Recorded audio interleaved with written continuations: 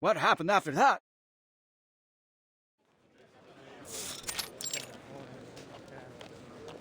The treasure hunters must have opened the secret chamber and found the Compliner's relics, right?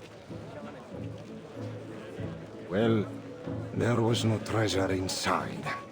Just a few letters and a painter's address. That's it?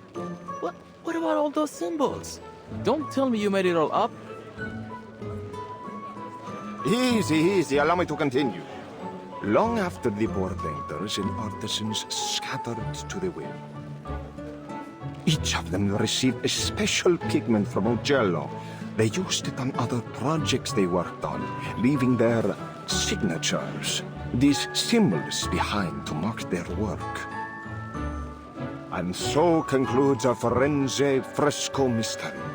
To celebrate this touching story, I've hired a team of talented artists to reproduce their paintings in a new book. And I gave it a wonderful title. La Primavera di Firenze.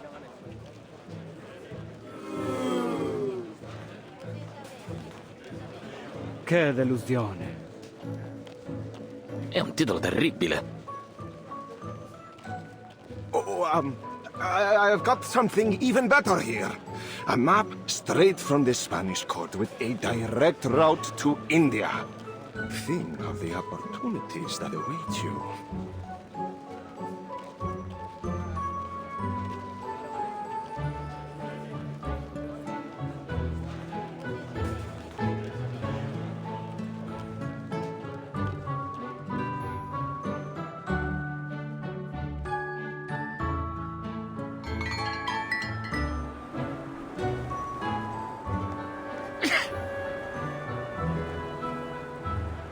I have a serious question.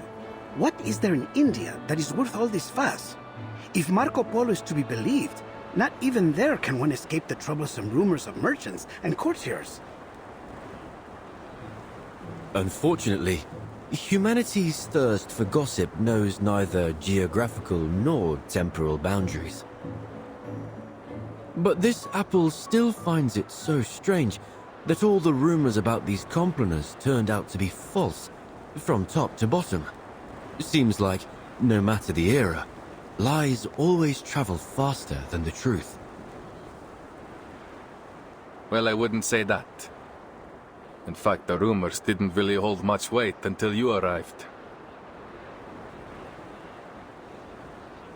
Huh?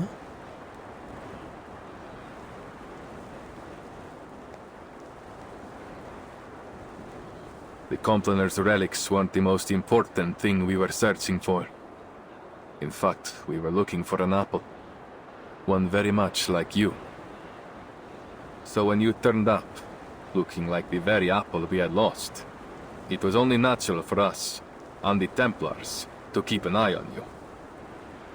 Of course, it turns out you weren't the apple we were looking for.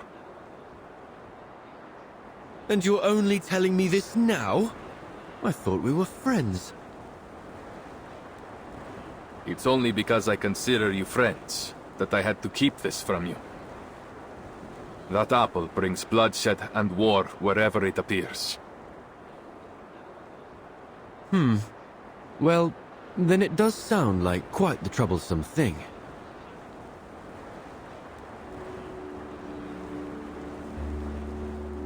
You caused quite a stir in Firenze yourself.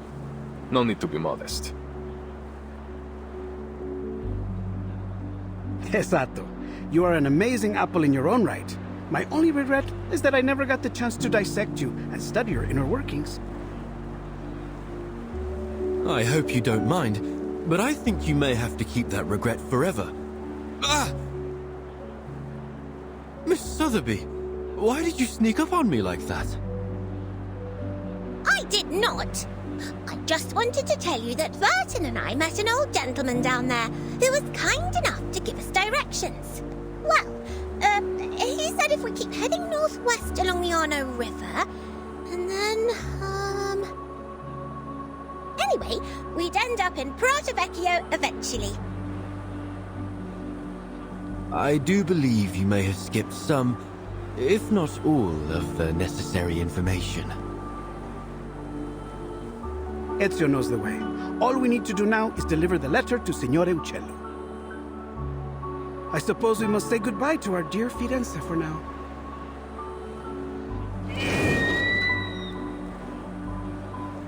Oh, that red is so vibrant, like an endless field of poppies.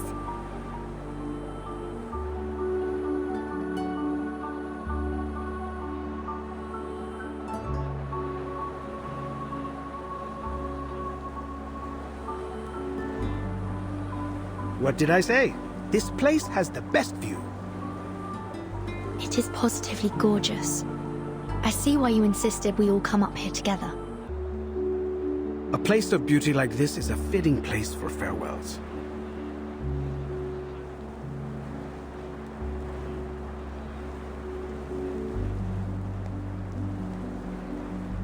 By the way, I had a discussion with some of my fellow painters.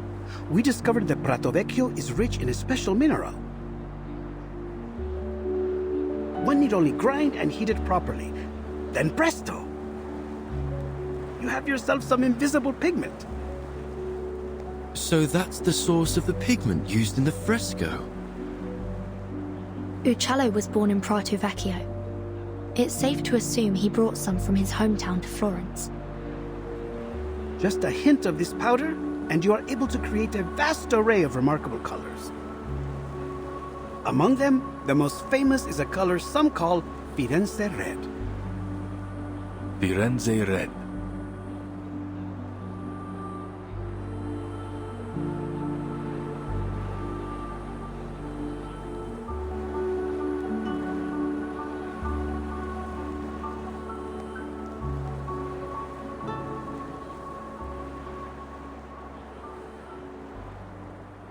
It's a good name.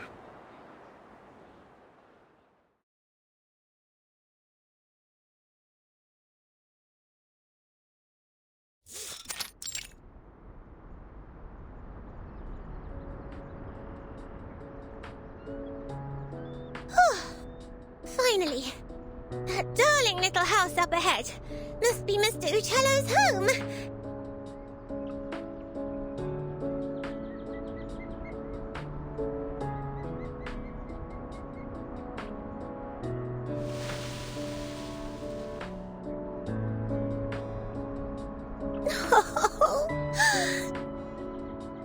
I just realized something.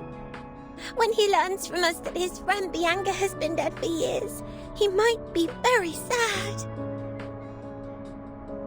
Signore Uccello, if he's even still alive, will be an old man by now. A man of his age grows familiar with death and farewells.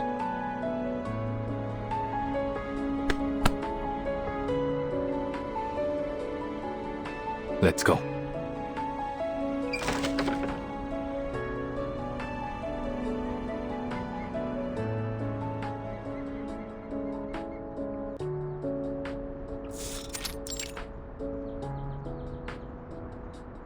Oh, who are you?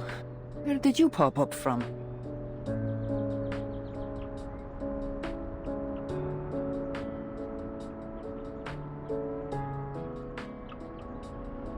Apologies for the intrusion, Signora. My name is Ezio Auditore from Firenze. We're here looking for Paolo Uccello. We have a letter here addressed to him from one of his friends. Friends? I'm not sure my father would agree he had any friends. Is that so? Well, the letter is signed Bianca. Bianca? You should have said so earlier. Please, put the letter down. It's meant for me. The letter mentions a particular piece of stained glass and details of the fresco in the Florence Cathedral. We assumed it must have been meant for Mr. Uccello.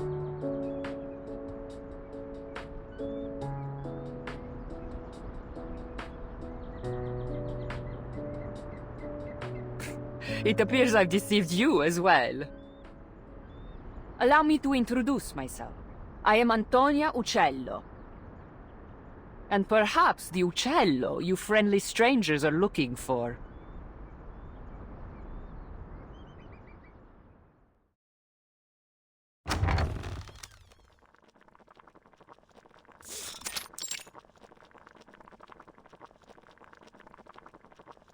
I see. So Bianca has passed away too.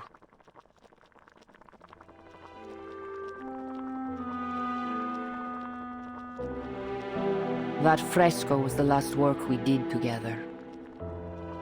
Father passed away soon after, leaving behind my sick mother and a pile of debts. I used to follow Father wherever he went, whatever job he took. Sculpture, masonry, painting, frescoes, everything. I learned all I could from him, and after he died, hoped to accept commissions independently. But as a woman, it was almost impossible. But once I left Firenze and began using Father's name to make a living, some of his old patrons were kind enough to keep sending work my way, provided I concealed my true identity. Oh, so you're the imposter!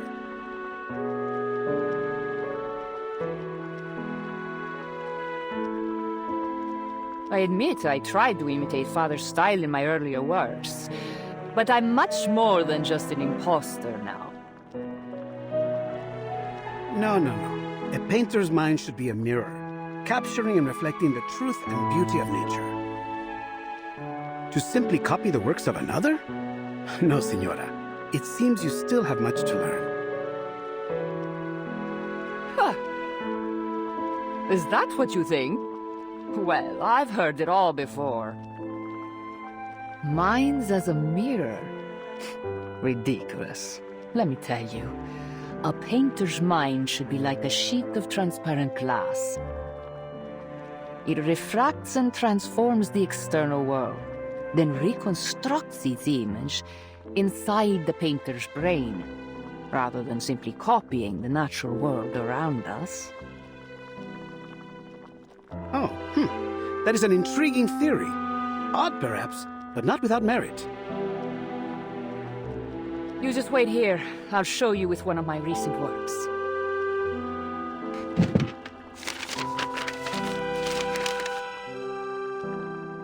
She seems so full of life.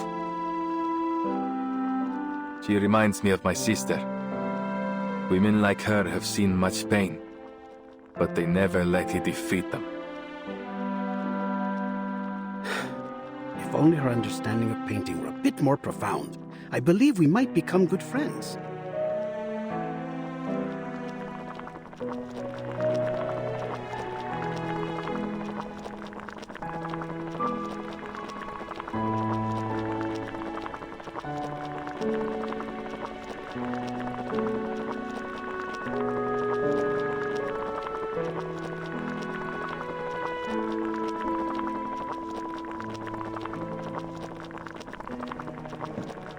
Perdonatemi, may I ask, what was your name again?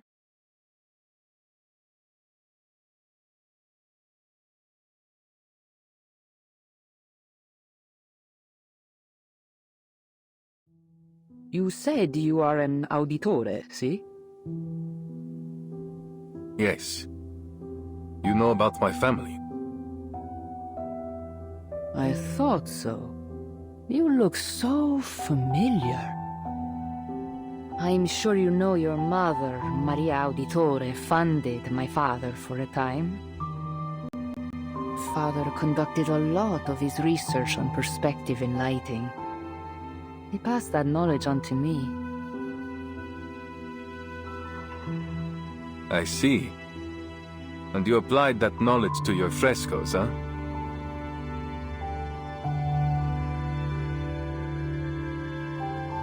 What goes around comes around, right? Architects, sponsors, painters, artisans, assassins, outsiders. Our identities may differ, but our actions are all deeply interconnected. This apple has never felt so moved by the warmth and power of community. I heard a lot about your family from Father. He was always very grateful to you. Mi dispiace. If Mother hadn't cut your funding, perhaps you wouldn't have had to.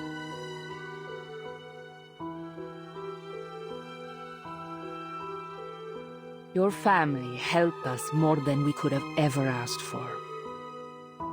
Your mother once commissioned my father to paint a family portrait. Do you remember? Family portrait? No, I had no idea. It was many years ago, and the painting was never finished because of what happened to your family.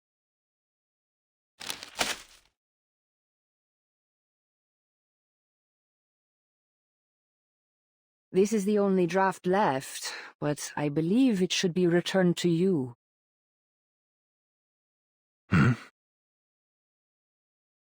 Consider it a token of thanks for delivering this letter all the way from Firenze. Grazie.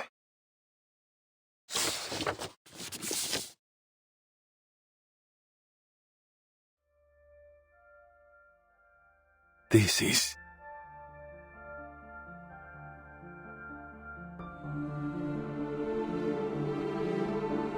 Padre, Madre, Federico, Claudia, Petruccio. This draft captures the younger version of you perfectly. I can vouch for that.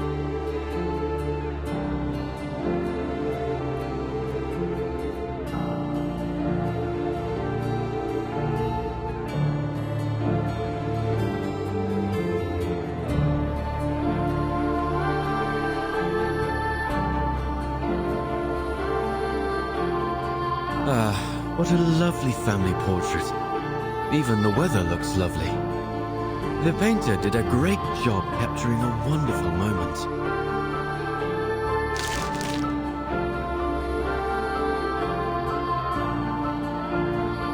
One of the sweetest of my life.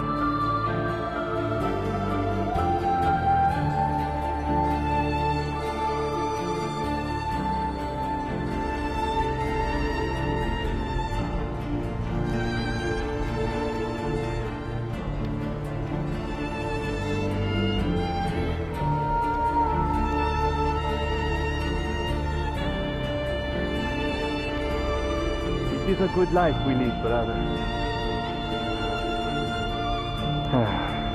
The best. May it never change.